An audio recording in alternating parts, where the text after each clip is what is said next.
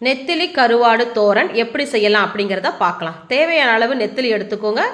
தண்ணி ஊற்றி ஒரு 1/4 மணி நேரம் ஊற வச்சுட்டு அதுக்கடுத்து தலை வால் எடுத்துருங்க. உங்களுக்கு முள் வேண்டாம் அப்படின்னு சொன்னால் முள்ளை தனியாக பிரித்து எடுத்துக்கோங்க, இல்லைனா அப்படியும் சேர்த்துக்கலாம். நான் முள்ளெல்லாம் தனியாக எடுத்து சதப்பகுதி மட்டும் எடுத்து வச்சுருக்கேன். அடுத்தது மிக்சி ஜாரில் கொஞ்சம் தேங்காய், 5-6 பல் பூண்டு, ஒரு 5-6 சின்ன வெங்காயம், காரத்துக்கு ஒரு பச்சை மிளகா, மஞ்சள் தூள், 1 ஸ்பூன் மிளகாத்தூள், ஒரு இஞ்சி துண்டு, இதெல்லாம் தண்ணி ஊற்றாமல் நல்லா கொரன்னு அரைச்சி எடுத்துக்கோங்க. அடுத்தது கடாயில் கொஞ்சமாக எண்ணெய் ஊற்றிக்கோங்க. எண்ணெய் காஞ்சதும் கடுகு போடுங்க. ஒரு 5-6 காஞ்ச மிளகா.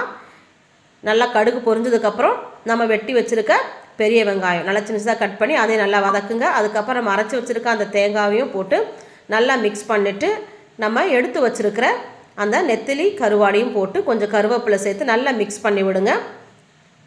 மிக்ஸ் பண்ணிவிட்டு தேவையான அளவு உப்பு சேர்த்துக்கோங்க. அடுத்தது மூடி போட்டு ஒரு 5லேருந்து ஒரு 8 நிமிஷம் நம்ம வேக வச்சு எடுத்துக்கலாம். நல்லா மிக்ஸ் பண்ணி விடுங்க.